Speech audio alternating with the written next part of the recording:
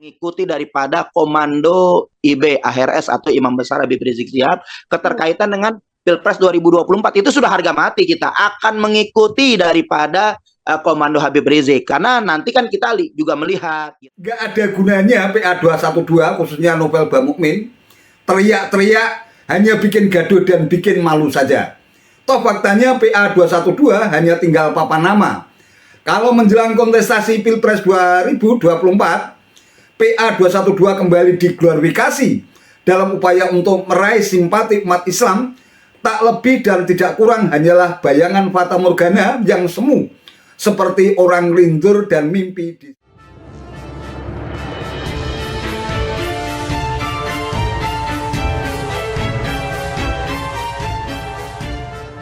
Assalamualaikum warahmatullahi wabarakatuh. Salam sejahtera untuk kita semua, salam budaya.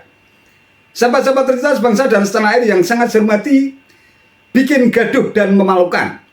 Itulah yang dilakukan Wasekjen Persaudaraan Alumni atau PA 212 Novel Bamukmin. Ia kembali mengungkit romantisme dan spirit PA 212 yang sukses membuat Ahok yang disebut-sebut sebagai penista agama meringkuk di penjara dan gagal memenangkan pertarungan dalam kontestasi Pilkada DKI Jakarta tahun 2017 yang silam. Novel pun mengklaim dengan jumlah massa hingga mencapai puluhan juta massa memiliki kekuatan yang harus diperhitungkan. Nah, terkait dengan deklarasi bakal paslon presiden dan wakil presiden Anies Baswedan Muhaimin Iskandar, Novel Bamukmin seperti orang yang lagi kebakaran jenggot, panas dan meradang. Ex-pendulan Front Pembela Islam atau FPI itu menyayangkan langkah Anies Baswedan yang bersikap setuju saja dijodohkan dengan Ketua Umum PKB Muhaimin Iskandar di Pilpres 2024. Muhaimin bukanlah sosok yang bisa dianggap mewakili ulama yang dibutuhkan Anies, sebagaimana pernah berhasil diterapkan saat Pilgub DKI 2017. Meski demikian, Novel masih berpegangan pada komando Imam Besar Habib Rizik Syihab atau RHS terkait siapa pasangan yang akan didukung nantinya oleh PA 212. Nah, ketika kita melakukan daripada melawan melawan penista agama, justru apa yang kita harapkan partai yang berbasiskan Islam, kemudian juga ormas yang boleh dikatakan ormas terbesar di Indonesia ini seharusnya kan sejalan dengan semangat daripada melawan daripada penistaan agama. Yang memang penistaan agama ini sangat bertentangan dengan Pancasila. Karena ketuhanan yang Maha Esa itu sepakat untuk tidak boleh dinistakan. Agama apapun nggak boleh dinistakan. Nah, justru dengan track record daripada PKB yang saya tahu justru ada di pihak yang mendukung kelompok penistaan agama. Itu kan sangat mengiris hati kita ya kan sebagai umat Islam, kok justru seharusnya menjadi gerbong yang paling terbesar, justru yang paling terdepan untuk melawan kelompok-kelompok penistaan agama ini.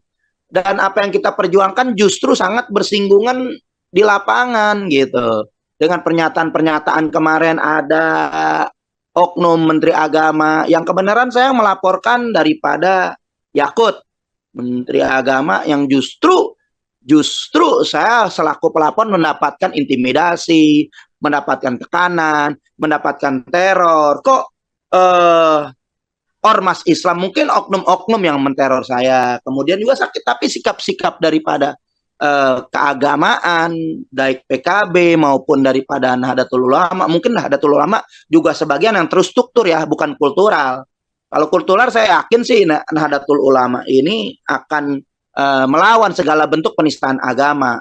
Karena latar belakang ini sangat berat, sangat berprinsip buat kita, prinsip yang begitu kuat. Ini adalah betul-betul kita dipisahkan dengan kelompok pendukung penista agama, dan kami adalah kelompok yang melawan daripada segala bentuk penistaan agama. Maka kita melihat justru sangat berseberangan dengan kita. Tapi kan kita juga melihat justru itu keberatan saya dengan banyak berbagai macam catatan. Justru kita ingin melawan korupsi. Justru pihak-pihak yang boleh dikatakan dekat daripada kekuasaan sampai saat ini tidak ada tindakan tegas itu. Karena kan boleh dikatakan Cak Imin banyak dugaan tersangka sebagai pelaku yang melakukan korupsi, baik yang korupsi yang berkaitan dengan TKI maupun yang isu yang sangat berat itu, isu-isu yang sangat berat itulah kardus durian.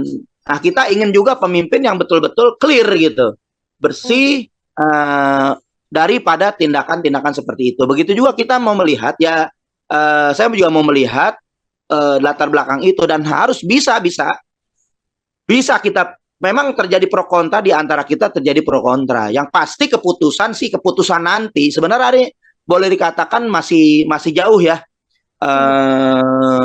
daripada istimewa ulama atau apa yang nanti kita akan mengikuti daripada Komando Habib Rizik. Itu sih kuncinya, kunci paling utama nanti adalah wajib untuk Spirit 212 adalah untuk mengikuti daripada Komando IB AHRS atau Imam Besar Habib Rizik Syihab keterkaitan dengan Pilpres 2024. Itu sudah harga mati, kita akan mengikuti daripada Komando Habib Rizik, karena nanti kan kita juga melihat gitu capres-capres dan cawapres yang lain, Prabowo berpasangan dengan siapa, kemudian juga Ganjar dengan berpasangan dengan siapa, itu kan harus bisa nanti kita ikuti komando. Apa yang saya sampaikan masih pendapat pribadi, dan saya tidak mendukung satu manapun dan tidak menolak satu manapun, cuman akan saya beberkan track record latar belakang daripada Cak Imin ini. Itu hak saya untuk bersuara, dan saya sampai saat ini tegaskan saya nggak mendukung dan tidak menolak daripada apa yang ada terjadi sampai saat ini. Artinya saya tetap harus mengikuti daripada Komando Habib Rizik. Itu aja sih prinsipnya. Nah, kalau kita melihat sisi positifnya, kalau saya pribadi, jadi ada lihat sisi positifnya, ini bagus sebenarnya, bagus kalau memang Cak Imin ini punya komitmen, dan nanti juga akan diminta fakta integritas gitu, MOU, kalau memang mau bersama dengan kita, kemudian juga Pak Anies juga mau datang kepada kita, karena kita harus juga minta kejelasan kepada Anies Baswedan gitu, karena kita akan juga akan menjelaskan kepada Anies Baswedan, walaupun Anies kemarin sempat datang di pernikahan Putri Habib Rizik, itu belum ada sikap politik apapun, hanya mengapresiasi daripada kinerja gubernur yang selama ini kemarin Anies menjabat, belum ada dukung-mendukung. Ya karena satu yang paling penting dan sangat mendasar, Cak Imin ini ada berpihak dalam kelompok-kelompok pendukung penista agama, atau yang dari salah satu partai yang kemarin bersama Jokowi itu, yang mana Jokowi ini adalah orang yang benar-benar adalah kelompok yang mendukung penista agama. Ketika kasus Ahok itu PKB kemudian juga itu ada di barisan untuk mendukung Ahok. Begitu juga keputusan Pilpres juga sama, mereka juga sampai saat ini tidak ada tindakan tegas atau tidak bersama kita sama-sama melawan daripada penistaan agama. Itu yang paling prinsip yang sampai saat ini tertanam di benak kita, dan kita hafal kelompok-kelompok daripada pendukung, dan itu sangat fatal. Apalagi PKB kan saya lihat adalah basis massa yang besar, basis besar massa umat Islam ini, sangat-sangat membuat kita prihatin kalau simbol-simbol ataupun kita melihat daripada partai yang berbasis massa Islam ini justru ada di kelompok-kelompok pendukung penista agama, dan itu harus Cak Imin harus memberikan klarifikasi. Nah, kalau mau, nah saya menanti kalau mau betul-betul Cak Imin harus memberikan klarifikasi untuk sampai saat ini bagaimana sikapnya terhadap penistaan agama yang sampai saat ini menjadi Indonesia ini darurat penistaan agama. Karena saya yang tahu melaporkan daripada orang-orang penista agama, termasuk Sukmawati saya laporkan, kemudian juga Victor Leskodat, ada beberapa banyak juga, ada Denny Siregar, ada Ade Armando, itu kan banyak. Sampai saat ini Cak Imin nggak pernah bersikap atas prinsip-prinsip yang buat kita sangat mendasar itu, kemana itu arahnya. Nah, kalau memang kita saya berhusnuzon dan siap dengan lapang dada apabila jelas arah kemana Cak Imin ini akan membawa gerbong bersama Anies ke depan sebagai capres dan cawapres, itu harus dijelaskan. Kalau sudah jelas sikapnya, bukan nggak mungkin, dan ini suatu yang bagus. Karena kenapa? Ada kolaborasi atau kerjasama antara 212 dengan NU, itu sangat bagus. Dan ini Kalau memang itu tercapai dan itu bisa, saya yakin Anies bersama Cak Imin bisa memenangkan Pilpres karena sudah mewakili NU dan spirit 212, karena boleh dikatakan masa yang besar saat ini adalah masa 212 dan itu nggak bisa dipungkiri. Dan itu real, nyata, spirit 212 sudah meluas di mana-mana, tokohnya juga sudah luar biasa, dan kita hanya mengikut kepada komando Habib Rizik untuk bisa nanti menetapkan daripada capres dan capresnya. Nah, itu sih seperti apa yang tadi saya sampaikan, tetap selalu satu komando dengan Habib Rizik Syihab begitu.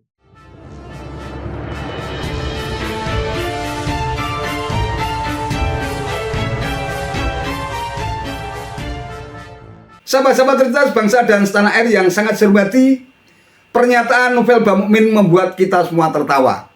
Pasalnya, ia seperti sedang berhalusinasi, membayangkan suasana heroik pada saat PA 212 itu berkumpul di Monas dan sekitarnya untuk menumbangkan Ahok sebagai calon gubernur DKI Jakarta dalam kontestasi Pilkada DKI tahun 2017.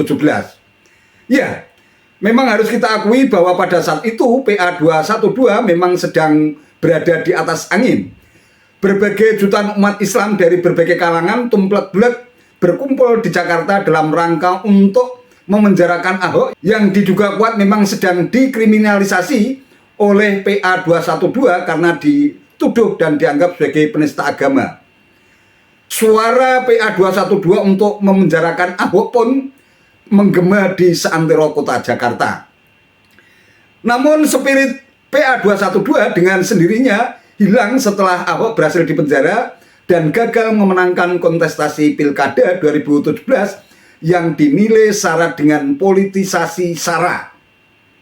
Namun tampaknya oleh Novel Bamukmin hal itu dijadikan sebagai media untuk mengusung dan mengangkat kembali spirit PA 212 dalam upaya untuk menghadapi kontestasi Pilpres tahun 2024. Nah, yang pasti PA 212 itu sudah resmi bubar setelah berhasil menumbangkan Ahok, satu-satunya yang mendorong spirit PA 212 untuk berkumpul di Jakarta. Klaim umat 212 berjumlah puluhan juta massa sebenarnya hanyalah merupakan semu belaka dan hanya dijadikan sebagai pansos untuk mendumpleng isu-isu kontemporer agar mampu menarik perhatian publik. Apalagi Front Pembela Islam atau FPI juga sudah resmi dibubarkan oleh pemerintah. Itu artinya PA 212 hanya tinggal papan nama. Kalau toh masih ada, bisa jadi yang tersisa hanya dari kelompok ex-FPI atau mungkin juga simpatisan Hizbut Tahrir Indonesia atau HTI yang juga sudah sama-sama resmi dibubarkan oleh pemerintah. Jumlah pun kini mungkin hanya beberapa gelintir orang saja. Kalau Novel Bamukmin kemudian teriak-teriak main klaim bahwa jumlah massa PA 212 hingga mencapai puluhan juta rupiah, hanyalah klaim semu dan sepihak seperti pepesan kosong, balsit, dan zong belaka. PA 212 juga bukan merupakan sebuah partai politik, juga bukan sebuah ormas, melainkan sebuah massa atau kumpulan massa yang memiliki spirit sama, yang sama-sama mempunyai tujuan untuk menggulingkan seorang Ahok dalam kontestasi Pilkada 2017 di DKI Jakarta.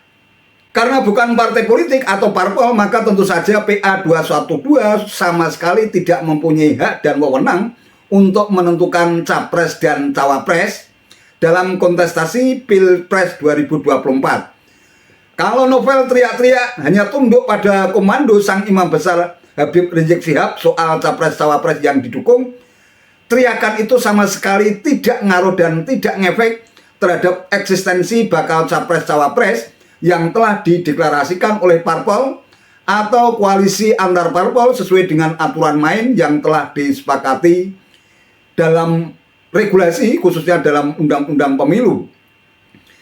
Jadi nggak ada gunanya PA 212 khususnya Novel Bamukmin teriak-teriak hanya bikin gaduh dan bikin malu saja. Toh faktanya PA 212 hanya tinggal papan nama. Kalau menjelang kontestasi Pilpres 2024, PA 212 kembali diglorifikasi dalam upaya untuk meraih simpati umat Islam, tak lebih dan tidak kurang hanyalah bayangan fata morgana yang semu, seperti orang lindur dan mimpi di siang bolong. Wallahu a'lam bishawab.